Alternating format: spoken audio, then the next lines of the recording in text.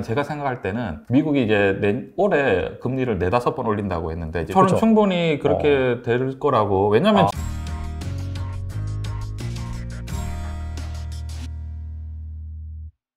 슈퍼개미 이주영님 모셨습니다. 안녕하세요. 예, 반갑습니다. 저희가 이제 두 번째 모시는데 예. 그 모시는 그런 시점이 공교롭게도 상당히 좀 시장이 안 좋은 그런 예. 시점인데 예. 또 이런 상황에서 어떻게 또 투자를 해야 되는지 그런 예. 부분에 대해서 좀 여쭤보겠습니다. 예. 네, 잘 지내셨나요? 예, 잘 지냈습니다. 오늘도 이렇게 초대해 주셔서 감사합니다. 보니까 맨날 이렇게 라이브 방송을 하시면서 예. 이렇게 뭐 상담도 해주시고 예. 또 이제 궁금한 거 또 다른 분들이 여쭤보면은 대답을 해주시고 그렇게 예. 하시더라고요. 보니까 예. 확실히 이런 상황에서 또 어떻게 덕담을 해주실지 좀 예. 기대가 됩니다. 예. 최근에 이제 시장이 상당히 많이 안 좋잖아요. 예. 사실 한 작년 한 연말까지만 하더라도 한 2,800대 초반을 코스피 기준으로 예. 찍고 나서 빠르게 반등을 했습니다. 예. 그래서 거의 한 3,000까지 다시 갔다가 다시 이제 원점으로 되돌아가는 그런 상황인데 그 큰 틀에서 보면은 인플레이션 예. 문제가 있고 여기에 따라서 시장이 예상했던 것보다 훨씬 더 빨리 예. 뭔가 연준의 그런 긴축 움직임이 일어나면서 좀 이런 상황이 온 것 같아요. 예. 그래서 이거 어떻게 봐야 될까요? 이거 언제까지 지속될까요? 근데 저는 사실 관점의 차이라고 하는데 네. 우리가 장이 안 좋다, 장이 나쁘다 이렇게 하면 굉장히 부정적인 생각이 들 수가 있잖아요. 근데 저는 그런 관점보다는 사실은 상식적인 관점에서 우리가 투자를 접근해야 된다고 하는데 사실 우리가 장이 조금 이제 힘들다라고 생각할 수 있지만 사실은 우리가 애써 외면했다. 약간 왜냐면은 최근에 사실은 물가 상승에 대한 압박이 우리가 충분히 경험적으로도 느낄 수 있을 정도로 뭐 최근에는 저 같은 경우는 개인적으로도 뭐 우리가 흔히 뭐 대형 마트를 갔을 때 장을 봤을 때 뭔가 몇 개 안 산 것 같은데도 예상 금액보다 훨씬 뛰어넘는다든지 뭐 최근에 이제 부동산 같은 경우에도 좀 큰 상승을 보였고 그리고 이제 최근에 이제 코스피는 좀 억울하게 좀 덜 올랐지만 미국 증시 같은 경우는 굉장히 이제 많이 상승을 하면서 맞아요. 사실은 기본적으로 코로나 이 사태 때문에 어떤 경기의 어떤 흐름을 조금 더 좋게 하기 위해서 신용 경색을 막기 위해서 네네. 미국이 양적 완화 정책이라든지 그리고 저금리를 계속 유지했다는 거는 사실 우리가 다 알고 있던 사실이었는데 네네. 실제로 미국은 그 자국의 그 코로나로 인해서 이제 피해가 본 그 경제를 살리기 위해서 엄청난 돈을 풀었죠. 그렇기 때문에 작년에 이제 아마 미국 중앙은행도 충격을 받았을 거예요. 왜냐면은 물가 상승 지수가 7%까지 올라갔잖아요. 맞아요. 네네. 야, 그거는 저도 깜짝 놀랐거든요. 저는 7%? 약간 이런 느낌이 들 정도로. 왜냐면 7%라는 거는 발표를 했을 때 7%라는 거는 실제로 체감했을 때는 저는 10%가 넘을 거라고 생각하거든요. 그러니까 그 어떤 느낌이냐면은 내 돈은 가만히 지금 만약에 저금이 돼 있으면은 물가가 7%가 올라서 내 돈이 쪼그라드는 느낌이고 실질적으로 임금 같은 경우에도 똑같은 뭐 작년과 올해 그렇게 내 임금의 차이는 그렇게 크지 않은데 7%가 물가가 상승했다는 거는 사실은 굉장히 뭐랄까 화폐 자체가 이제 흔들릴 수 있는 약간 위험한 상황이기 때문에 미국 입장에서는 이제 돈을 풀면서 경기를 계속 살릴 것이냐 아니면은 어느 정도 인플레이션을 이제 지켜볼 것이냐의 관점에서 봤을 때 작년에 7%였잖아요. 그렇죠. 그러면은 올해 여기서 만약에 조금만 방치해버리면 이제 10%가 돼버리면 정말 큰일 날 상황이기 때문에 그렇죠. 미국 입장에서는 이제 당연히 이제 금리 인상에 대한 얘기를 언급할 수밖에 없고 또 유동성을 축소할 수밖에 없는데 제가 이제 상식적이라고 말씀을 드린 게 어떤 거냐면 사실은 이렇게 돈을 많이 풀었기 때문에 실제로 매출과 영업이익에 대비해서 주가가 많이 올라갔던 주식들이 많았죠. 예를 들면 이제 우리가 성장주적인 관점에서 네. 플랫폼이라든지 2차 전지라든지 네. 그리고 바이오 그린 에너지 네네. 그 기타 외에 이제 테마 주식 이제 우리가 메타버스라고 하는 테마주 같은 경우에는 이제 이상과 현실의 차이인 거죠.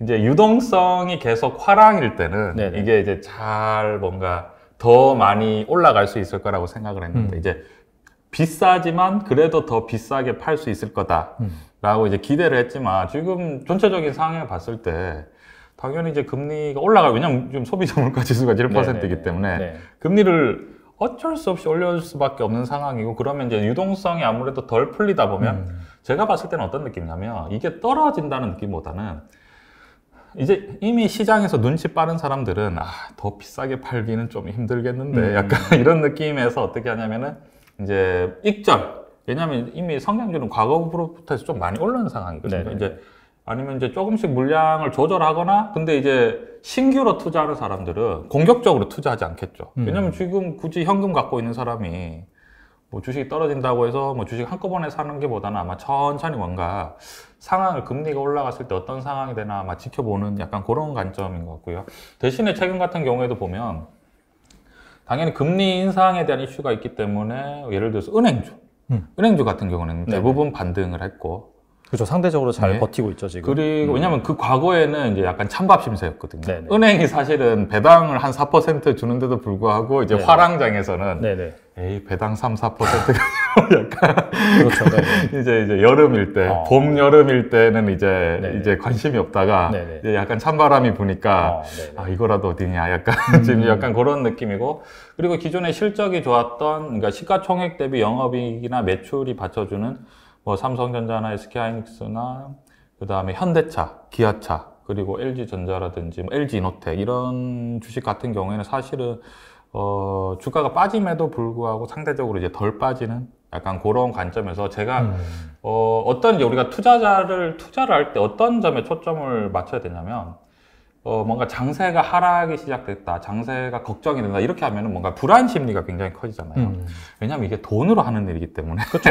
떨어지면은 뭐 계속해서 내 자산이 감소하는 게 눈에 보이니까. 심리적으로도 떨어지는 것도 있는데 더 떨어질 거라고 생각하면 어떻게 되냐면 주식을 너무 팔고 싶거든요. 주식을 싸게 사서 비싸게 팔아야 되는데 또 비싸게 사서 싸게 이제 팔아버리는 약간 슬픈 네네네. 그런 상황이 되다 보니까 네. 저는 이제 장이 하락한다기보다는 어떤 이런 뭐랄까 유동성이 축소됨으로 해서 어떤 기대 심리가 빠지고 있고, 기대심이 빠지면은 눈치 빠른 투자자들은 이제 실적 위주로 이제 자금을 이제 이동을 시키고, 이제 과거에는 3, 4% 이제 배당이 무슨 약간 이렇게 하다가 이제 이렇게 금리가 올라갈 때는 이제 실적이 받쳐주는 주식으로 네네. 이제 이동을 하고, 그리고 성장주는 약간의 이제 약세가 있을 수도 있다. 약간 이렇게 관점으로 생각을 하면 조금 더 시장이 뭔가 겁이 난다기보다는 오히려 이제 실적이 좋은, 이렇게 좀 금리가 올라갈 때 실적이 좋은 주식을 사모을 만한 게 있느냐라고 생각을 하고, 이제 과거에 이제 또 만약에 실수를 했다면, 네네.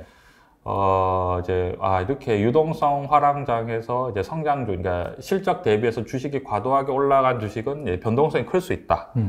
왜냐면 사실은 지금 최근에 뭐 2차전지나 카카오, 네이버 하락을 했지만, 우리가 사실은 2년, 3년의 시간이라는 조금만 롱 포지션으로 봤을 때 과연 전기차 시장이 여기서 꺾일 것인가 라고 생각할 때는 그거는 아닌 것 같고, 전기차 이제 계속 확대 발전될 수밖에 없는 거고, 그리고 네네.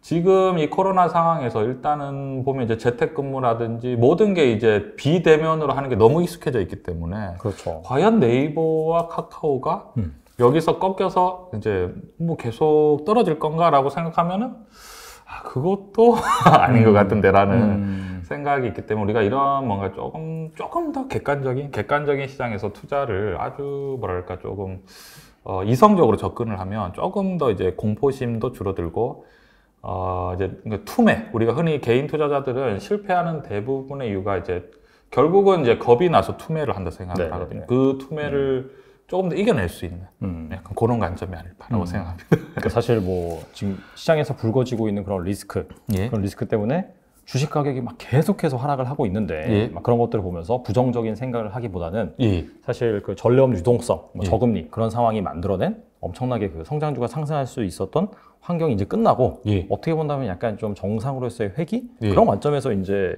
보는 것이 좀 상식적이다, 그렇게 이해할 수 있을까요? 그러면? 그게 아주 적절하지 않을까라고 생각해요. 그러니까 우리가 왜냐면 주식이 뭔가 하락기다 이렇게 생각을 하면 갖고 있는 주식을 막 다 팔아버리고 싶은 약간 충동이 느껴지는데, 그렇게 하면은 결국은 결국은 그렇게 투자를 하는 것보다 이제 우리가 조금만 더 뭔가 이성적으로 접근을 해서 내가 갖고 있는 주식이 과연 가격을 떠나서 이 산업이 2, 3년 뒤에도 계속 안 좋을 것인가, 아니면은 사람들이 충분히 기대를 할 만한가? 네네. 왜냐하면 유동성이 축소될 수 있다는 거는 또 언제든지 늘릴 수도 있는 상황이라고 생각을 하거든요. 네네. 왜냐하면 최근 같은 경우에는 또 저는 어떻게 생각하냐면 미국이 지금 작년에 물가가 7%가 올라갔는데 저는 제가 만약에 중앙은행장의 어떤 이제 감정을 대입을 해보면 네.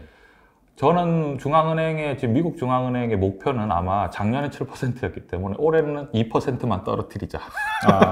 5%까지만 올리자. 약간 네네. 이런 느낌일 것 같아요. 네네네. 그러니까 이제 왜냐하면 지금 만약에 지금 돈을 너무 많이 풀어놓은 상황에서 이게 한번 밑으로 떨어지기 시작하면은 이게 우리가 흔히 말하는 이제 개인들 같은 경우는 싸게 사서 비싸게 파는 것만 생각을 하는데 사실은 선물 매도 포지션이라든지 그 다음에 공매도 포지션도 있고 그 다음에 풋매수 같은 그러니까 주식이라는 거 양방향으로 수익을 낼 수 있기 때문에 기관 같은 경우에는 지금 미국 빅테크가 거품이 있다는 걸 알고 있거든요. 그렇기 때문에 저거를 이제 놓치지 않을 거예요, 아마. 이제 이 불안 심리를 이용해서 또 이제 투매가 나올 수 있는 가능성이 있기 때문에 그렇게 되면은 시장이 미국 시장도 굉장히 타격을 받을 수 있기 때문에 아마 제가 봤을 땐 조만간 약간 제가 생각할 때는 미국이 이제 올해 금리를 4-5번 올린다고 했는데 이제 미국이 이제 시장이 많이 조금 더 하락하면 약간 4번, 5번 올리려고 했는데 생각해 보니까 3번만 올려도 될 것 같다. 약간 이렇게 하면서 약간 시장을 좀 이제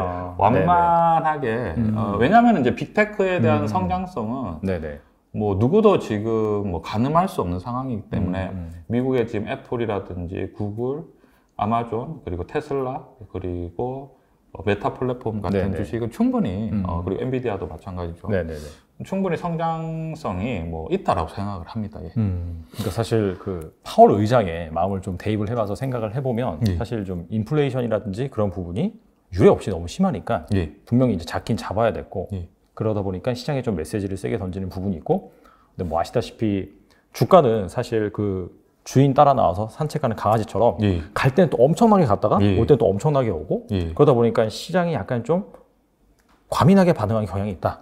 그렇게 해석해 볼 수도 있겠네요. 그 변동성이 사실은 개인 투자자들은 이 변동성 자체를 즐기기가 어려운 게 돈으로 하는 일이다 보니까 그렇죠. 이제 즐길 수가 없는 게 이제 떨어지면은 뭐 계속해서 감소하는 게 보이니까 그러니까 굉장히 이게 고통스럽죠. 이게 올라도 오르면은 오르는 대로 또 이거를 왜냐면 주식이 오르면은 또 약간 떨어지는데 오르면 그때 팔았어야 됐나? 그렇죠.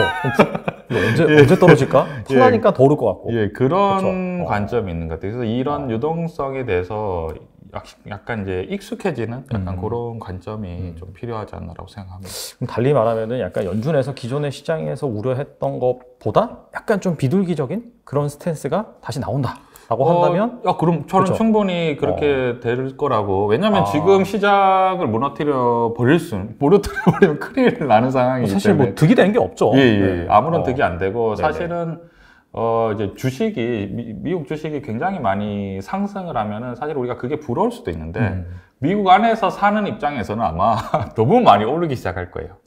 그러니까 내 어떤 그러니까 임금은 내 월급은 그렇게 오르지 않는데, 주위의 부동산이라든지 전체적인 물가는 너무 많이 상승을 하고, 제가 이제 늘 어떤 비유로 말씀드리면, 사실은 주식 자체를 올리는 것 자체는 어렵지 않은 상황이거든요. 왜냐하면 예를 들면 베네수엘라 지금 거래가 정지됐지만 엄청나게 상승을 했었거든요. 왜냐하면 돈을 너무 많이 푸니까 그게 이제 증시로 베네수엘라 증시가요? 그것도 몰랐네요. 베네수엘라가 하게 되는 거의 뭐 한 50배? 엄청나게 상승을 왜냐하면 돈을 너무 많이 풀어버리기 때문에. 근데 이제 결국은 증시가 상승하는 만큼 뭐가 따라줘야 되냐면 GDP라든지 어떤 생산성이 받쳐주지 않으면 그게 결국은 언제든지 변동성이 커질 수 있다. 그러니까 이게 GDP와 생산성이 따라주지 않으면 뭐 주식이 안 좋다 이게 아니라 변동성은 언제든지 약간 커질 수 있다라고 생각을 하고요. 증시가 좀 어느 정도 이제 좀 왜냐하면 제가 봤을 때는 지금 작년에 미국 지수가 7%였기 때문에 이제 물가지수가 7%. 물가지수가 7%였기 때문에 다우와 나스닥이 여기서 신고점을 뚫고 더 올라가면은 이제 중앙은행 입장에서는 이거 어떡하지? 어떡하지? 약간 그렇게 될 수밖에 없잖아요. 저는 삼성전자 비중이 많잖아요. 저는 오히려 삼성전자를 줄이고 현금을 가지고 계신 분들은 네이버, 카카오를 지금 노리고 있는 상황이거든요.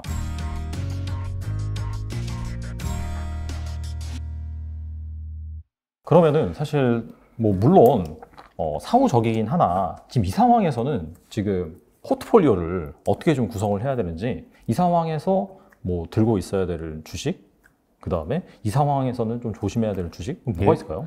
그래서 사실은 제가 좀 대중적으로 이제 많은 분들에게 좀 이제 유튜브 제가 이제 활동을 하면서 삼성전자에 대해서 사실 굉장히 좀 많이 말씀을 드렸는데, 왜냐면은 우리나라 시가총액 상위 종목을 보면은 삼성전자, SK하이닉스, 네이버, 카카오, 삼성 SDI, LG화학, 그리고 삼성바이오로직스, 셀트리온 이렇게 현대차, 그리고 그러니까 반도체가 있고 그 다음에 플랫폼, 그 다음에 바이오, 2차 전지, 자동차 이런 식의 있는데, 사실은 2차 전지라든지 플랫폼이나 바이오 같은 경우에는 사실은 이제 조금 우리가 이제 애써 외면했지만 매출과 실적에 비해서는 좀 이제 많이 올라가 있다는 상태였죠.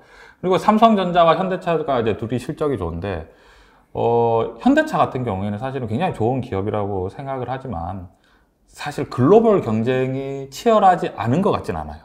그렇죠. 예를 들어서 자동차는 다 도요타라든지 그리고 뭐 독일의 3사라든지 그다음 또 미국의 시장도 있고 뭐 중국 시장도 있고, 이제 자동차 경쟁이 엄청나게 치열한데, 반도체 같은 경우나 이제 스마트폰, 갤럭시 폰 같은 경우에는 반도체의 어떤 경쟁이라고 하면 이제 최근에 이제 미국이 중국을 굉장히 견제를 하면서 뭐 TSMC, 삼성전자, 뭐 인텔이라든지 뭐 마이크로젠, 그러니까 몇 개 없는 굉장히 과점하고 있는 상황이기 때문에, 거기에다 삼성전자 같은 경우는 시가총액 대비 시가총액이 지금 한 450조 정도 되는데 작년에 영업이익이 한 51조 정도가 났거든요. 그럼 시가총액 대비 영업이익률이 10%. 이건 10%가 어떤 의미를 가지고 있냐면, 시가총액 대비 영업이익 10%가 되면 어떤 점이 이점이 있냐면 이런 거죠. 만약에 주식이 떨어진다, 그럼 주주들이 항의를 할 수 있는 거죠. 어떤 항의냐면은 자사주를 매입해 주세요 라든지, 아니면은 10%나 버니까 배당을 늘려주세요. 그냥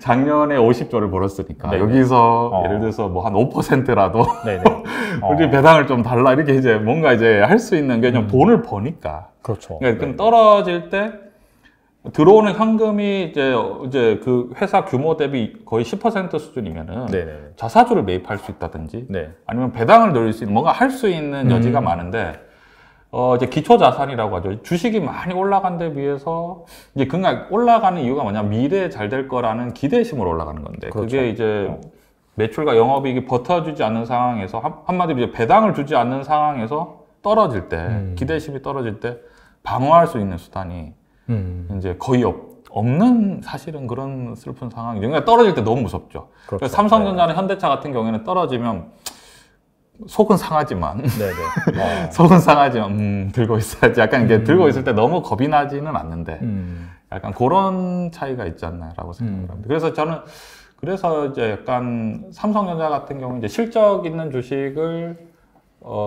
사실은 사모았던 포지션 자체가 이제 어느 정도 이제 약간의 금리 인상이라든지 인플레이션에 대한 방어? 약간 그런 성격이 있었던 것 같아요. 그러면은 지금 이 상황에서 아무래도 실적이 좀 나오고, 그 다음에 아까 이제 시가총액과 영업이익률을 말씀해 주셨는데, 좀 그만큼 그 가치 대비 좀 밸류가 싼 그런 주식을 현재 상황에서 좀 들고 가야 된다. 근데 저는 그거를 들고 가기보다는 이미 만약에 성장률을 가지고 계시다가 손실이 나셨다면 지금 관점에서는 어쩔 수 없이 지금은 이제 지켜봐야 되는. 그거를 이제 이동을 시키는 것보다는, 예를 들어서 뭐 네이버나 카카오나 2차 전지 관련주 같은 경우에는 지금 이제 이전에 이미 이제 물량을 어느 정도 조절해 두셨으면 뭐 이제 이 주식은 좀 이제 뭐랄까 좀 기대심이 빠졌으니까 어떤 거를 이제 좀 해볼까, 이런 관점이 될 수 있는데, 기존의 성장률을 가지고 계셨던 분들은 이제 너무 속은 상하겠지만 지금 지수가 오늘 보니까 오늘도 지금 빠지고 있는 상황이거든요. 지금 보니까 2,800까지 떨어졌는데, 저는 너무 걱정은 안 하셔도 된다고 생각해요. 왜냐면 시가총액 상위를 딱 보면은 코스피 같은 경우에는 저는 너무 억울한 게 약간 과매도 구간인 것 같아요. 왜냐면은 실적으로 봤을 때 삼성전자, SK하이닉스가 실적이 좋은 상황이고, 그 다음에 현대차, 기아차가 실적이 좋고, 포스코도 실적이 굉장히 좋거든요. 실적이 좋다는 건 뭐냐면 시가총액 대비 영업이익률이 10%가 훨씬 넘어가요.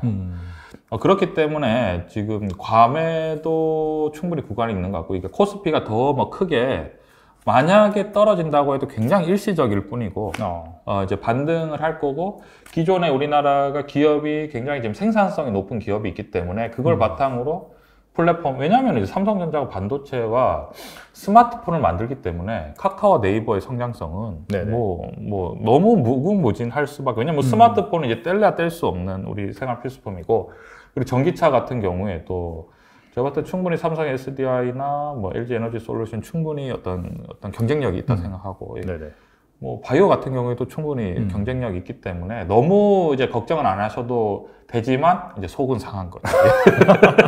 사실은 제가 봤을 때는 걱정을 안 하셔도 돼요.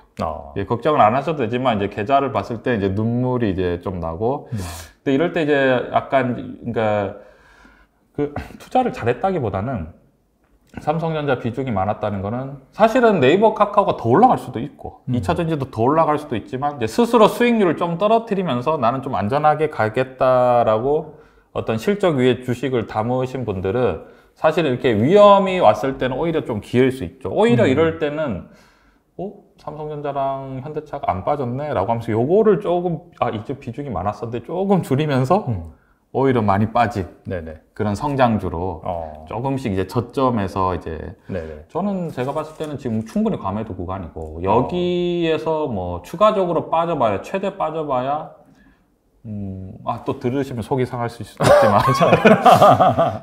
들으시면 속이 상하실 수도 있지만 진짜 최대로 빠져봐야 한 10에서 20%? 그러면은 이제 충분히 매수세가 충분히 들어갈 수 있지 않을까. 또 우리나라가 이렇게 또 워낙 다들 열심히 일을 하시기 때문에 전혀 걱정 없다 생각합니다. 그런 관점입니다. 알겠습니다. 그러면 정리를 해보면 뭐 사실 이전에 어느 정도 이제 그런 가치주나 실적이 좀 나오는 종목으로 비중 조절을 하신 분들 같은 경우에는 어떻게 본다면 사실 약간 좀 그러지 못한 분들이 듣기에는 기분이 나쁠 수 있으나 이렇게 과매도 구간에 약간 성장주를 뭐 기존에 주식 포지션을 좀 줄이고 성장주를 좀 싼 값에 담아가는 그런 이제 플레이를 해도 되는 거고 두 번째, 사실 두 번째가 많을 것 같아요. 성장주에 엄청 들고 있다가 제대로 물린 거죠. 근데 이런 분들 같은 경우에는 지금 상황에서 뭐 손절을 하고 나서 또 다시 뭐 가치주라든지 실적주로 옮겨 타기엔 좀 그러니 차라리 그 기업이 괜찮다라고 한다면 버텨보는 것도 방법이다. 그렇게 이해하면 될까요? 버티는 게 사실은 지금 최선이죠. 제가 봤을 때 그거를 옮기는 순간 어떤 생각이 드냐면 성장주가 빠졌잖아요. 그렇죠. 성장주가 빠진다는 거는 마이너스가 사실은 작지 않거든요. 제가 봤을 때 20에서 30은 이제 기본적으로 우리가 생각을 해야 되는데 더 많이 나신 분도 계실 거예요. 진짜. 근데 사실은 그거를 뭐랄까 이게 팔아버리면 어떤 느낌, 이제 저는 이제 우리가 실전이기 때문에 실전에서는 어떤 느낌이냐. 만약에 내가 마이너스 20에서 30% 난 주식을 팔았다. 그러면 왜 대부분 실패하냐면 그 본전 심리가 너무 강해요. 그러니까 이제 이거를 빨리 왜냐면 이제 그냥 가만히 두면 어쩔 수 없다. 약간 이렇게 체념하고 좋은 주식이라고 생각했지만 이게 떨어져도 어쩔 수 없다라고 이제 성장성 있는 주식은 결국은 또 올라가겠지만 이걸 만약에 팔아버리면 이제 빨리 내가 액션을 했기 때문에 다른 대안을 찾아야 되잖아요. 그렇죠. 그거를 만회를 해야 되죠. 또 만회를 하기 위해서 위험을 감수하는 순간 한 번의 실수는 시간이 회복해 줄 수 있는데 두 번, 세 번 실수는 이제 슬프지만 그죠 돌이킬 수 없는 약간 그런 상황이 약간 그러니까 한 번 엇박자가 났는데 그리고 나서 이걸 만회하기 위해서 또 뭔가 과감하게 베팅을 했는데 또 한 번의 엇박자가 났다. 그러면 이제 돌이킬 수가 없다. 그러면 이제 큰일 나죠. 그러면은 큰일 나는 상황이죠. 그런 위험을 감수하기보다는 차라리 어떤 투자에 대해서 정말 재점검을 해야 되는 거죠. 이제 우리가 이름이 있을 만한 좋은 어떤 기업에 내가 성장주지만, 물론 내가 비싸게 투자했지만, 예를 들면 뭐 최근에 같은 경우에는 뭐 이제 업종 같은 게 게임주라든지, 게임주 많이 빠졌잖아요. 게임주라든지, 메타버스 관련주라든지, 뭐 그런 성장주에 투자했을 때 내가 이 기업이 뭐 이름 있고 충분히 믿을 만하다. 내가 비싸게 샀지만. 그러면은 사실은 버티는 게 그러면 왜냐하면 마이너스가 만약에 40%까지 났다고 해도 이제 우리 전체적으로 종합주가지수가 과매도 구간이기 때문에 어느 정도 이게 반등을 하면, 왜냐면 과매도라는 게 뭐냐면 지금 삼성전자나 SK하이닉스나 현대차나 뭐 이런 포스코나 실적이 좋기 때문에 충분히 그 환율이 급등하기가 쉽지가 않아요. 왜냐면 우리 수출이 너무 유리해지기 때문에 네네네. 우리나라 뭐 철강, 화학, 건설, 조선 거기에다가 반도체, 뭐 2차 전지 너무 이제 잘 만들기 때문에 환율이 치솟기 시작하면은 이게 네네. 수익이 급등하기 시작하거든요. 그러면은 당연히 이게 큰 버티고 있는 주식이 올라가면 종합주가 지수가 다시 올라가잖아요. 네네. 그러면 이제 마이너스 났던 40이 차라리 내가 좀 비중이 많다면 어떻게 하냐면 기다렸다가 이게 반등했을 때 마이너스 20% 정도 되면 조금 줄여볼까? 이렇게 하면 약간 살아남을 수 있는데. 네네네. 예. 그거를 지금 딱 정리를 해갖고 나머지를 하면은 뭐랄까 이제 성에 안 차는 거죠. 이제 실적주에 나와도 내가 지금 마이너스가 크다 보니까 네네. 그러면은 뭔가 또 좀 더 빠른 게 없나라고 했을 때는 사실은 그게 이제 투자를 잘하고 못하고의 문제가 아니라 상식선에서는 이미 위험이 높아지는 거죠. 그러니까 확률이 점점 떨어지게 되는 그런 관점입니다. 단도직입적으로 약간 비유를 들어서 그럼 딱 얘기를 해보자면 네이버나 뭐 카카오 이런 거 완전 고점에서 투자해서 엄청 물렸어요. 그래서 지금 신저가인데 지금 상황에서 이걸 팔고 극단적으로 삼성전자에 몰빵을 한다. 이런 거는 좀 아니다. 그런 말씀이신 거죠? 그러면. 근데 저 같은 경우에는 오히려 저는 삼성전자 비중이 많잖아요. 네네. 저는 오히려 삼성전자를 줄이고 네이버 카카오를 좀 더 사볼까? 요즘에 약간 그런 생각이 많이 그렇죠. 기존에 포지션을 많이 가지고 계신 분들 같은 경우. 근데 이제 아닌 분들은? 근데 결국은 뭐냐면 현금을 가지고 계신 분들은 네이버 카카오를 지금 노리고 있는 상황이거든요. 그러니까 지금 판다는 거는 뭔가 너무 억울한 상황인 거죠, 약간. 항상 그렇더라고요. 뭔가 그런 분들이 계속해서 버티다가 최후의 순간에 팔고 나갔을 때 그때부터 오르는 경우가 좀 있어요. 그렇죠. 그러니까 그 기간을 견디는 게 이제 하나의 뭔가 이제 투자의 어떤 과정이라고 생각하시면 그러면 이제 다음에는 어떻게 되냐면 내가 이 고통스러운 시간을 다시는 겪고 싶지 않다. 내가 아무리 좋아 보여도 성장주는 10% 이상. 제가 이제 워낙에 이제 그때 달란트님에게도 고백을 했지만 제가 반성문을 A4지 200페이지를 쓰면서 많은 생각을 했었거든요. 그쵸. 2008년도 글로벌 그러면서 계속 과정을 겪으면서 이제 주식 투자를 이제 굉장히 오래 하다 보니까 수익도 수익이지만 제 마음이 편했으면 좋겠다라는. 저는 사실은 이런 좀 어려운 장세에서도 뭐 이미 이제 장세를 제가 이제 투자를 잘한 게 아니라 투자를 이제 지수가 더 올랐을 수도 있겠죠. 언제든지 올랐을 수도 있고 떨어질 수도 있지만 제가 올랐을 때 그 수익률을 포기한 거죠. 내가 이게 만약에 반등을 할 수 있겠지만 내가 수익률을 좀 덜 가져가더라도 내 마음이 편한 게 낫겠다 라고 해서 이제 실적 위주로 많이 이제 비중을 넣어놨는데 실제로 실적이 비중이 높기 때문에 금리가 올라간다 해도 그렇게 영향을 받지 않거든요. 그럼 이럴 때 이제 주식이 만약에 성장주가 많이 떨어지면 뭐 최근에 굳이 우리가 시가총액 상위로만 얘기를 들면은 뭐 기존의 성장주라고 얘기했던 뭐 네이버 카카오도 마찬가지고 뭐 NC소프트, 하이브 이런 주식이 이제 많이 떨어져 있고 이런 상황이기 때문에 이제 지켜보는 거 어디까지 떨어질 수 있을까 이렇게 하면서 이렇게 지켜보는 관점인 거예요. 사실 이런 질문을 하신 분들이 많은 것 같아요. 특히나 이제 라이브 방송하시면서 그 종목 상담이라든지 포트폴리오 뭐 이런 것들을 많이 물어보시잖아요. 엄청 많이 물어보세요. 분명히 대부분 이제 네이버나 카카오 이런 거 엄청 투자했다가 물려가지고 어떻게 해요? 막 이러면서 그런 거 많이 물어보셨을 것 같아요. 근데 사실은 이제 카카오와 네이버가 하락하기 전에 저는 이제 소통을 많이 하기 때문에 이제 포트폴리오에 대해서 우리가 많이 이제 서로 대화를 많이 하고 있거든요. 근데 보면은 제가 이제 항상 네이버 카카오 비중이 많으신 분들이 좀 많으시더라고요. 카카오가 한 50% 맞아요. 전체 포트폴리오에. 그래서 항상 그때는 제가 왜냐하면 그 떨어지기 전에 카카오에 대해서 제가 평가를 어떻게 할 수가 없는 게 오를 수도 있고 떨어질 수도 있고 그건 아무도 알 수 없기 때문에 저는 다만 어떻게 말씀드리냐면 지금 명백한 공격형 포트폴리오입니다. 위험을 그러니까 변동성이 커질 수 있는 거는 감소해야 되는 포트폴리오다. 그거를 이제 늘 말씀드리죠. 톤 조절을 상당히 잘하시네요. 예? 톤 조절을 상당히 잘하시네요. 네네. 굉장히 이제 충분히 공격적인 포트폴리오다. 그거를 이제 항상 이제 상기시켜 드리는 거죠. 우리가 투자를 할 때 보통 이제 투자를 이제 좀 오래 안 하신 분들은 우리가 샀을 때 이거에 대한 수익률에 대해서만 이제 생각을 할 수 있는데 그게 아니라 이제 포트폴리오 전체적인 어떤 밸런스라고 하죠. 내가 이거 안정과 성장에 대한 비율을 적절히 이제 포지션을 하면은 충분히 거의 이제 장이 이렇게 힘들 때도 사실은 전혀 힘들지 않거든요. 그런 관점입니다. 알겠습니다. 이제 뭐 성장주나 그다음에 뭐 현재 많은 분들이 관심을 갖고 있는 대형주 관련해서 또 어떤 식으로 내가 포트폴리오를 조절해야 될지, 뭐 버틸지 아니면 팔지 그런 부분에 애플이라든지 그다음에 TSMC나 뭐 삼성전자를 이제 비교를 하는 건데 네. 올해 영업이익이 만약에 55조라든지 60조가 났다. 네네. 그러면은 시가총액이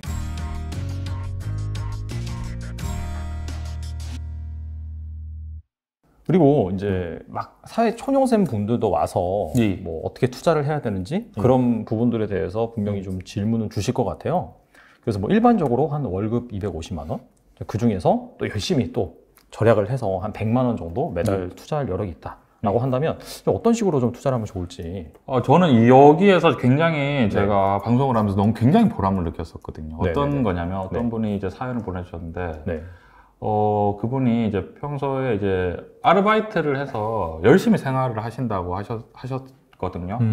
열심히 생활하는데 그 전에는 내가 열심히 일을 해도 그렇게 크게 돈이 모이지 않는 것 같고, 그러니까 생활이 이제 그렇게 즐겁지 않았는데, 이제 제 방송을 보면서 삼성전자를 사모으는, 그러니까 이제 월급을 가지고 이제 매달 돈이 이제 그거를 저금보다는 삼성전자를 사모으는 관점으로 변했다고 하면서 굉장히 이제 뭐랄까 희망적이고 그 미래에 대해서 기대가 되고, 그 다음에 뭐냐면은 삼성전자를 꾸준히 계속 사모해야 되겠다 그러면서 이제 희망이 생겼다라고 말씀해 주셨거든요. 네네. 그런 관점에서 제가 굉장히 이제 보람이 있었던 게 다른 게 아니라, 우리가 사실은 지금 굉장히 살기가 사실은 굉장히 팍팍하잖아요. 팍팍한데 우리가 이제 특히나 이제 좀 연령대가 젊으신 분들 같은 경우에는 이제 왜냐면 너무 이제 우리가 달러를 너무 많이 풀어버리니까 이 돈 가치가 내 임금의 가치는 그대로인데 네네. 너무 많이 다 올라가잖아요. 그래서 제가 그게 어떤 관점이냐면, 예를 들면 내가 만약에 통장에 1,000만 원이 있다. 그냥 현금으로. 네네네. 그럼 그게 그렇게 크지 않은 것 같은 느낌이 들 수 있는데, 네네. 예를 들어서 삼성전자가 만약에 한 150주 정도 있다. 그러면 약간 느낌이 저는 다르다고 생각하거든요. 네네. 왜냐면은 그 삼성전자를 계속 모아가는 느낌은 예를 들면 어떤 느낌이냐면, 앞으로 미래가 발전하면 발전할수록 내가 갖고 있는 자산도 같이 늘어나는 느낌이 있잖아요. 네네. 그래서 미래가 뭔가 조금 희망적으로 바뀔 수 있다 생각하거든요. 미래가, 왜냐면 내가 갖고 있는 삼성전자나 뭐 네이버나 뭐 현대차가 성장한다는 거는 미래가 더 활발하게 이제 움직일 수 있다는 거니까. 네네. 그래서 돈을 이제 그분이 이제 내가 주식을 사모아가는 게 굉장히 즐겁다. 그러니까 일도 더 열심히 안 돼요. 왜냐면 그거를 재밌는 거죠, 이제. 삼성전자 한 주 지금 뭐 7만 5천 원, 막 7만 6천 원 이렇게 하니까 그거를 한 주 이렇게 사면서 굉장히 즐겁다라고 표현을 하시는 거에 대해서 굉장히 이제 보람을 느꼈는데, 저는 이제 보통은 이제 월급이나 이런 것들을 우리가 받았을 때 이게 이제 현금이 과연 안전하냐 아니면 주식이 안전하냐라고 했을 때는 저는 어떤 느낌이냐면 거의 우열을 가릴 수 없는? 현금이 그렇게 안전하다고 생각을 하지 않거든요. 예를 들면 지금도 만약에 삼성전자가 있으면 삼성전자가 만약에 여기서 크게 하락을 한다. 네. 그럼 환율이 폭등해 버리잖아요. 그럼 내가 갖고 있는 돈이 그러니까 삼성전자가 하락한다는 것 자체는 예. 뭔가 약간 좀 리스크가 발생을 했기 때문에 그게 이제 매크로적인 이슈라든지 아니면 북한에서 뭐 미사일을 쐈다든지 뭔가 우리나라 경제에 악영향을 미치는 리스크가 발생을 했기 때문에 환율이 확 올라가는 그런 상황이다. 왜냐하면 우리나라 전체 시가총액이 지금 한 2,200조 정도 될 텐데 삼성전자 혼자 차지하는 게 지금 500조가 좀 안 되는 상황이고, 삼성전자, SK하이닉스부터 해서 삼성전기, 기타 뭐 반도체 장비를 싹 다 합치면은 우리나라에 차지하는 비중이 제가 봤을 때는 거의 한 40% 정도 된다 생각하거든요. 네네. 거기에서 그리고 작년에 영업이익이 50조가 넘게 났는데, 아마 코스피 전체 합쳐도 영업이익이 120조 정도 수준이라고 생각이 아마 될 것 같아요. 재작년에 아마 100조가 조금 넘었을 거거든요. 네네. 그래서 결국 삼성전자가 하락을 해버리면 이제 전체 시장 자체가 힘들어지는 상황이, 우리나라 산업 구조가 좀 힘들어지는 상황이거든요. 환율이 올라버리니까. 그런 관점에서 봤을 때는 뭐 우리가 조금 더 이게 재밌는 게 뭐냐면, 삼성전자가 우리가 150주를 말씀드린 데 대해서 뭐 한 500주, 1000주 있다. 이러면 이제 항상 미래가 긍정적인 거죠. 왜냐면 미래가 잘 돼야 내 자산이 늘어나니까. 그런 관점이, 그러니까 우리가 이제 투자를 할 때 약간 이런 관점? 그러니까 내가 어떤 미래에 대해서 좀 기대가 되고, 또 어떻게 하면 조금 더 이제 잘 될 수 있을까? 그거를 이제 포트폴리오를, 근데 삼성전자 꼭 하나뿐만 아니라, 아까 말씀드린 뭐 플랫폼이라든지, 그리고 어떤 2차 전지도. 뭐 왜냐면 계속 자동차는 전기차로 바뀔 수밖에 없는 상황이니까. 네네. 그런 것들을 이제 충분히 공부를 하고 스스로의 어떤 환경에 대해서 나는 뭐 열심히 모으고 있지만 나는 삼성전자 너무 좀 내가 봤을 땐 좀 안정적인 것 같고, 최근에 이제 카카오가 많이 빠졌으니까 난 이걸 좀 더 사모. 이거는 이제 본인의 이제 선택인데. 네네. 그래서 이제 월급 250만 원을 가지고 100만 원씩 투자가 가능하다라고 하면은 너무 좋죠. 너무 좋고 이거를 저는 월급을 모으기보다는 이걸 현금을 모으기보다는 이제 충분히 미래에 대해서 이게 부를 같이 누릴 수 있는 부를 이제 계속 세상이 발전하잖아요. 네네네. 그거에 대한 부를 같이 누릴 수 있는 기업이 뭔가 그거를 이제 우리 달란트 채널에서 공부를 해서 예, 충분히 배워갈 수 있지 않을까라고 생각합니다. 알겠습니다. 그리고 일단은 계속해서 이제 좋은 주식을 모아가든 그런 거에 대해서 이제 강조를 하시는데 이게 언젠가는 팔긴 팔아야 될 거잖아요. 그럼요. 그렇죠. 그래서 이제 그 매도 타이밍이 되게 궁금한데 언제 그렇다면은 뭐 단도직입적으로 그냥 예를 들어서 말씀을 드리면 삼성전자 어느 시나리오에서 매도를 하실 생각이세요? 저는 이것도 사실은 딱 그 기초 자산에 대비해서 지금 매출과 시가총액 대비해서 지금은 작년에 영업이익이 50조가 났기 때문에 저는 충분히 50조라고 하면은 만약에 시가총액이 1000조가 되면은 시가총액 대비 영업이익률이 5%잖아요. 사실은 우리나라가 지금 우리 뭐 애플이라든지 그다음에 TSMC나 뭐 삼성전자를 이제 비교를 하는 건데 아무래도 우리나라는 좀 이제 지정학적 리스크가 있고 또 애플하고 비교하기에는 애플은 이제 뭐 워낙에 이제 우리나라에 비해서 기술 통화를 가지고 운영을 하고 있기 때문에 애플이 지금 시가총액이 아마 3,500조 정도 되니까 삼성전자가 500조, 그러니까 한 7배. 근데 사실은 매출과 영업이익 차이는 삼성전자가 작년에 영업이익 51조가 났는데 애플이 올해 아마 한 90조? 90조 정도 영업이익이 나는 아마, 그리고 삼성전자가 작년에 280조 정도 매출이 났죠. 아마 애플이 올해 아마 한 400조 조금 안 되게 매출이 날 것 같아요. 그러니까 매출과 영업이익은 2배가 되지 않거든요. 근데 주식 차이는 7배 수준이 나니까 만약에 올해 삼성전자가 작년에 영업이익 51조가 났는데 올해 영업이익이 만약에 55조라든지 60조가 났다. 그러면은 시가총액이 당연히 뭐 600조에서 650조는 뭐 그냥 딱 상식적인 수준이고 그리고 만약에 이제 한 뭐 800조? 그러면은 지금 지금이 한 7만 원 정도니까 뭐 충분히 10만 원 정도를 여유 있게 보면서 그래서 떨어지면 어떻게 해요? 라고 말씀해 하시면 지금 작년에 51조 벌었고 올해도 영업이익이 뭐 그렇게 떨어질 것 같지는 않으니까 만약에 올해 주가가 떨어지면 저희가 이제 메일을 보내야죠. 삼성전자에. 배당을 늘려주세요. 자사주를 매입해주세요. 이렇게 하면 빨리 방어를, 왜 이렇게 돈도 잘 버시는데, 방어를 해주지 않으시면, 자사주 매입 2조만, 이렇게 막 우리가 할 수 있는 거죠. 그런 거죠. 사실 애플 같은 경우에는 계속해서 바이백을 그동안 적극적으로 해왔었잖아요. 그래서 그런 차원에서 확실히 뭐 돈이 있으면은 기업한테 그렇게 요구를 하는 주주가 그런 보면은 합당하다라고 보고, 결과적으로 그런 거네요. 지금 같은 상황에서는 삼성전자가 애플의 한 기업 가치의 7분의 1 정도 평가받고 있는데 너무 짠하죠. 한 5분의 1에서 4분의 1 정도로 평가받는 것이 합리적이다. 저는 제가 봤을 때는 그러니까 제 욕심인지 모르겠지만 4분의 1은 받아야 4분의 1 정도. 이제 3배 4분의 1 정도. 아니면 5분의 1. 그러니까 애플 같은 경우에는 사실 그런 iOS 그 자기만의 물론 그 애플폰이라는 아이폰이라는 하드웨어도 팔고 있지만 그럼에도 불구하고 소프트웨어 파워가 상당히 강하잖아요. 사실 그 부분 때문에 이런 삼성보다 훨씬 더 높은 벌어든 이익 대비 가치를 평가받고 있는데 그럼에도 불구하고 그런 하드웨어 경쟁력이 삼성이 워낙 강하기 때문에 한 5분의 1에서 4분의 1 정도는 평가받을 수 있다. 저는 약간 이제 우리가 소프트웨어 측면도 굉장히 우리가 높게 치는 게 굉장히 옳다라고 생각을 하는데 우리가 사실은 하드웨어적인 측면도 왜냐하면 이제 미국 같은 경우만 봐도 사실은 TSMC가 그렇게 잘 될 수 있는 이유가 그냥 그 설비를 갖추는 게 이게 보통 일이 아니거든요. 맞아. 그리고 설비를 갖춘다는 건 뭐냐면 어떤 느낌이냐면 소프트웨어 같은 느낌은 굉장히 창조적이고 창의적이잖아요. 근데 이게 단순 제조업이 아니라 반도체 제조업 같은 경우는 굉장히 정교하고 세밀하고 타이트한 느낌이 있기 때문에 굉장히 성실하고 꼼꼼해야 되거든요. 그게 이제 제가 봤을 때는 우리의 한국의 어떤 굉장한 강점? 그러니까 이 제조 설비를 과연 미국은 할 수 있는가? 라고 생각을 할 때는 이 가격에, 이 임금에 우리 왜냐면 지금 거의 고열을 빼내서 일을 하기 때문에 우리 친구들은 거의 대기업에서 거의 뭐 쪽쪽 그렇죠.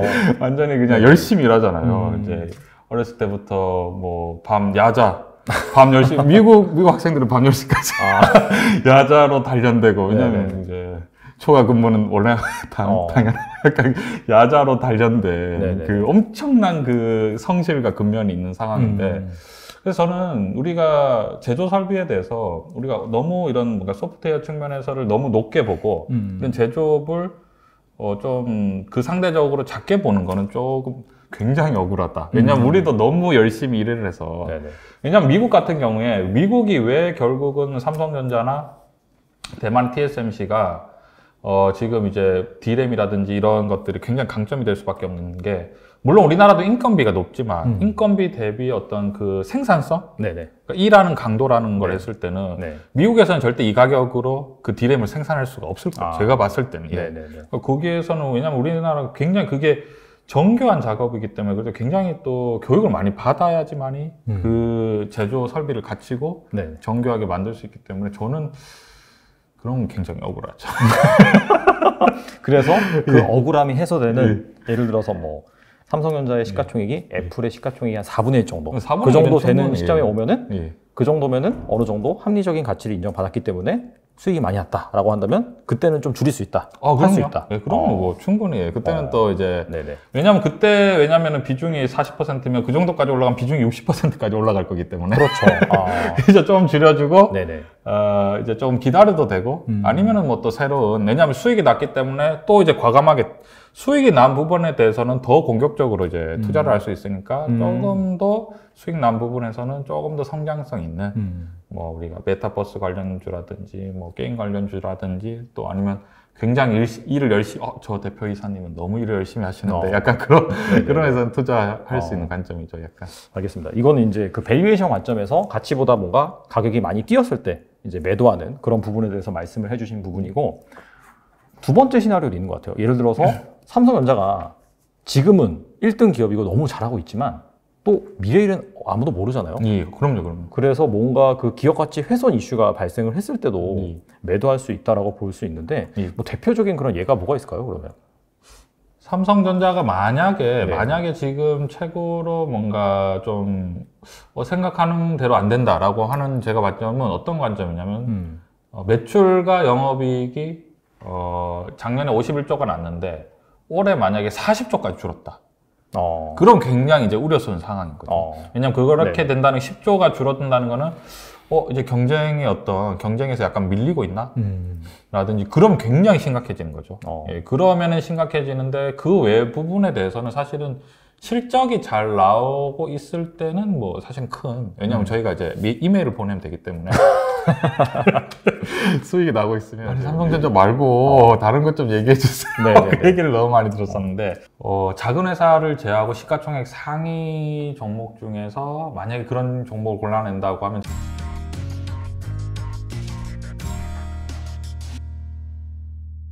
자주 등장하는 건 아니는데 항상 좀 나오는 잠재적인 리스크로 나오는 부분인데 파운드리 부분 물적 분할 이런 게 중간중간에 계속 나오더라고요. 근데 이게 충분히 얘기될 수 있다라고 생각하는 게 삼성전자가 지금 오랫동안 박스권 횡보 장세에 있잖아요. 그러니까 이게 못 오르는 이유에 대해서 분석을 하다 보면은 결국은 어떤 리스크에 대해서 우리가 파악을 해야 되는데 그 리스크에 대한 파악이 결국 아까 파운드리 점유율을 하락한다는 거는 아까 방금 말씀드렸던 영업이익이 줄어들 수도 있다라고 생각하는 거고 그다음에 이제 영업이익은 안 줄어들 것 같으니까 왜 주식이 못 오르지 왜 실적도 좋은데 못 오르지라고 생각을 하면 그럼 뭐 또 분할을 할 수도 있나 약간 이렇게 생각을 할 수 있는데 사실은 이거는 뭐 공식적인 게 아니니까 우리가 이제 너무 뭔가 걱정하기보다는 지금 실제로 주식이 그러니까 사실은 삼성전자의 어떤 개별적인 주가의 흐름이 뭔가 좀 힘든 상황이 아니라 전체적인 지금 장 상황이 좀 안 좋은 상황이기 때문에 네네. 그런 것들을 전반적으로 봤을 때는 사실은 약간 선방하고 있는 느낌이 있으니까 이런 관점인 것 같습니다. 너무 걱정은 네. 약간 아직은. 그러니까 이게 문제가 뭐냐면 LG 에너지 솔루션부터 시작이 된 것 같은데 그때부터 이제 물적 분할하면은 주주가치 훼손이다라고 하면서 다 꼬꾸라지거든요. 그래서 이제 우려하는 거는 혹시라도 이제 삼성전자가 어차피 이제 미래 성장성 있는 분야 같은 경우에는 그 비메모리 시스템 반도체 부분인데 이거를 뭐 물적 분할할 수도 있다? 그러면은 또 상당히 타격이 가는 것이 아니냐? 그렇게 이제 보는 시각이 많아요. 근데 사실 저는 약간 사실 LG화학은 네. 제가 너무 사실 생각만 해도 화가 나는 약간 부분인데 뭐냐면 제가 LG화학 같은 경우에는 벌써 이미 한 4, 5년 전에 투자를 했었거든요. 왜냐면 석유화학이 안정적인 기본적으로 매출과 영업이익이 나는데 거기에 더해서 배터리를 굉장히 공격적으로 투자를 하시더라고요. 그러니까 버는 돈을 뭔가 잉여 자금으로 두지 않고 미래를 위해서 일을 하고 있구나. 그러니까 주식이라는 게 미래적인 관점이니까 너무 잘하고 있다라고 해서 LG화학을 거의 한 3, 4년을 두고 있는데 거의 뭐 2년 동안 꿈쩍도 안 하고 있다가 이게 쭉 이제 올라갔는데 수익률이 그 2, 3년 전부터 샀기 때문에 수익률이 뭐 100%, 200% 이렇게 올라가기 시작을 했는데 갑자기 이제 어느 정도 고점에서 물적 분할을 한다고 하니까 저는 배터리 때문에 이걸 투자를 했는데 지금에서는 LG화학 주식이 좀 많이 줄인 상태거든요. 근데 저는 배터리 때문에 만약에 물적 분할을 하지 않았다면 LG화학이 더 올라갔겠죠. 더 올라갔겠죠. 그러니까 저는 팔지 않아도 되고 이동안 고생해서 이제 투자한 결실을 맺을 수 있었는데 이 갑자기 그러니까 저는 수익률이 제가 생각하는 것보다 별로 안 나고 왜냐하면은 뭐 테슬라를 엄청나게 올랐잖아요. 그렇죠, 엄청나게 그러니까 테슬라의 2차 전지 아니면 테슬라에 비할 바는 아니지만 만약에 LG화학도 분할 이슈가 나오지 않았다면 제가 봤을 때는 충분히 더 상승할 수 있었다 생각하거든요. 근데 저는 LG전자를 눈물을 머금고 이거를 물량을 줄였는데 내가 좋다고 생각했던 그러니까 배터리 분야에 다시 투자하기 위해서는 2000대 1의 경쟁을 다시 해서 증권사에 전화해서 저 청약 넣을게요부터 해서 또 그거를 해야 된다는 게 너무 제 기존 주주 입장에서는 너무 뭐 좀 억울한 부분이 있죠. 사실은 카카오 같은 경우에도 사실은 카카오도 제가 과거부터 투자를 해서 카카오도 억울한 게 카카오뱅크와 카카오페이를 상장하지 않았다면 카카오가 지금 아마 네이버 거의 비슷할 것 같아요. 시가총액이. 오히려 네이버는 왜냐하면 여기는 금융도 뱅크를 가지고 있기 때문에 오히려 더 올라갈 수도 있다 생각하는데 이거를 이제 다 분할해서 상장을 해버리니까 좀 억울한 측면이 있죠. 카카오 기존의 주주들은 왜냐하면 그거를 보고 다 투자를 한 건데 뱅크도 있고 페이도 있고 이런 것들을 다 보고 투자한 건데 그거를 빼고 그 주식, 그 비즈니스를 투자하고 싶으면 다시 줄을 서서 제 돈도 좀 맡아주세요. 약간 이렇게 해야 되니까 굉장히 이제 소액주주 입장에서는 조금 굉장히 억울한 측면.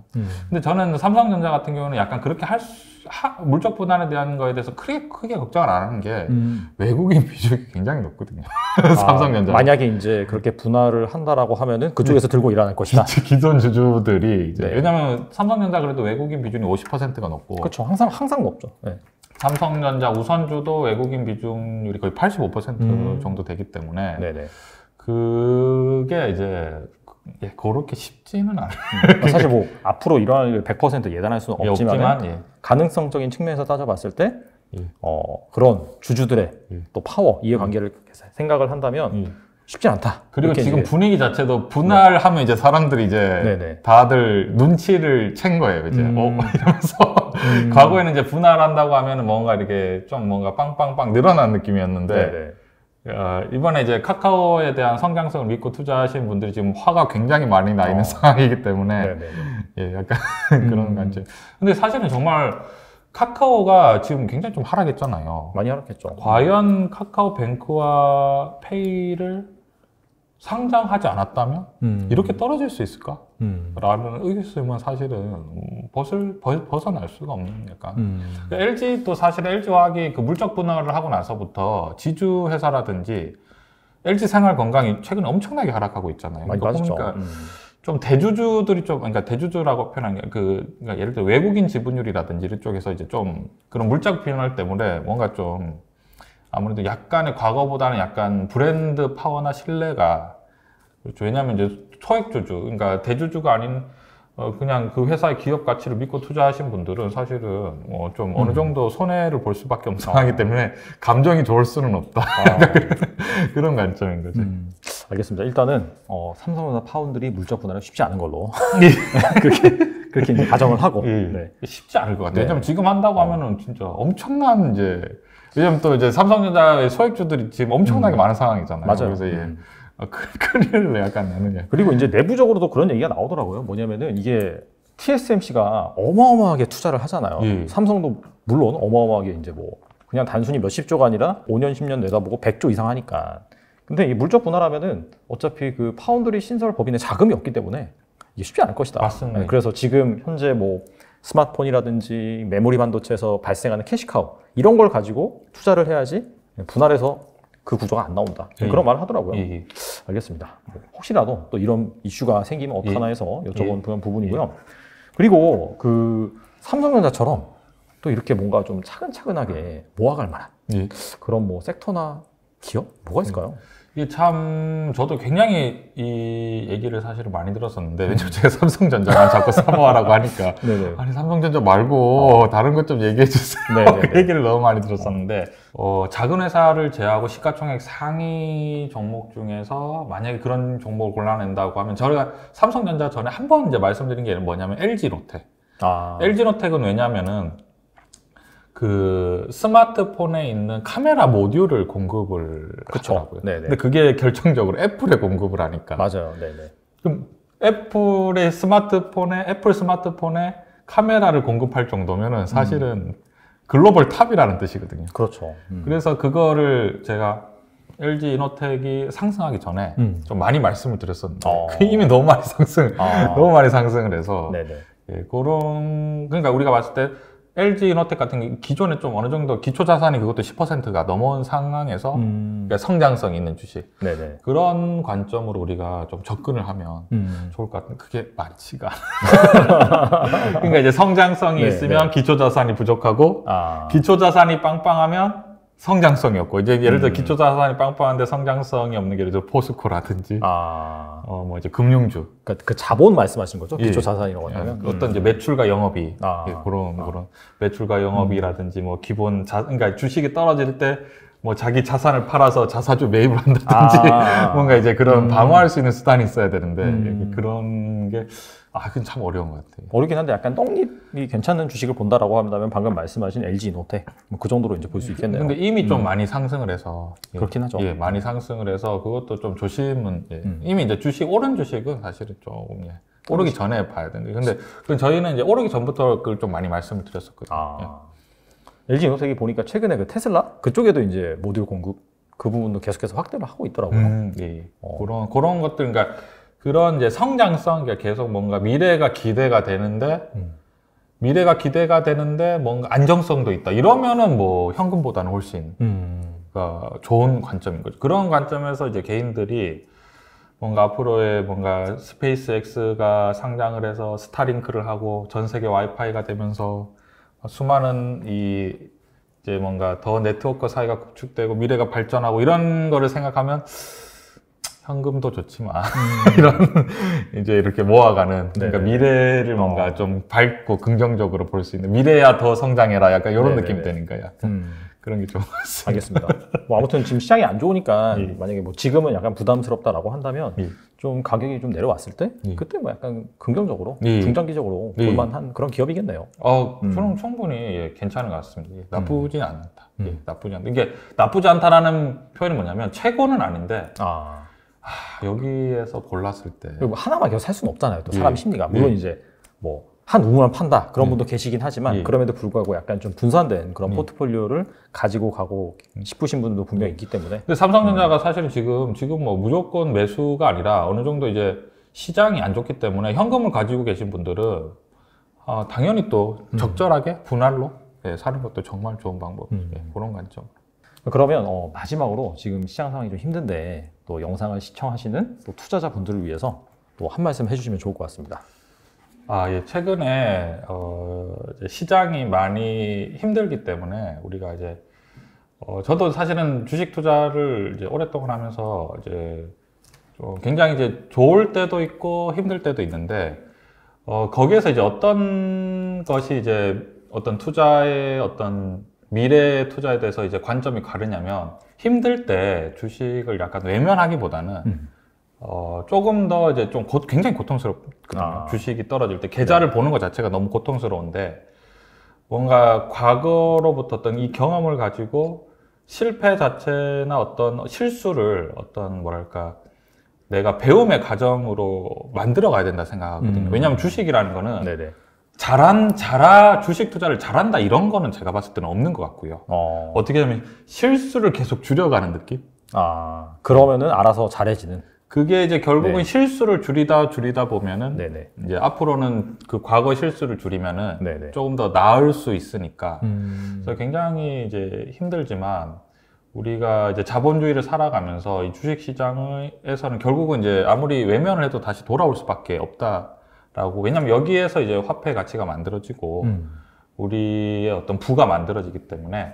그래서 결국은 이 시장이 힘들지만 이 시장을 또 힘들지만 잘 지켜보면서 이런 것도 하나의 과정이라고 생각하면 우리에게 2년, 3년 뒤에는 훨씬 더 좋은, 그리고 과거가 그때는 참 힘들었었지. 네네. 약간 그럴 수 있는 과정이 되지 않을까라고 말씀드리고 싶고요. 너무 걱정하지 마시고 좀 힘을 내셨으면 좋겠습니다. 네. 또 이것 또한 지나가리라. 그런 관점. 또 한 10년, 20년 계속해서 지켜본 주식시장 같은 경우에는 또 이런 일이 수없이 반복이 되잖아요. 계속 반복되죠. 네. 그래서 이럴 때일수록 좀 멘탈을 잘 잡고 그다음에 또 자신의 투자하는 종목 뭐가 잘못됐는지, 뭐 포트폴리오는 또 어떤 부분이 부족한지 그런 것들을 좀 잘 생각을 해보시고, 또 주영님께서 자체 운영하는 채널에서 그런 것들을 또 계속해서 봐주시잖아요. 실시간 스트리밍을 통해서. 그래서 좀 힘드시다라고 한다면 또 주영님 쪽 채널 방문을 하셔가지고 또 한번 자신의 포트폴리오를 점검받는 그런 시간으로 활용하면 좋을 것 같습니다. 네, 오늘 이주영님 나와주셔서 감사합니다. 감사합니다.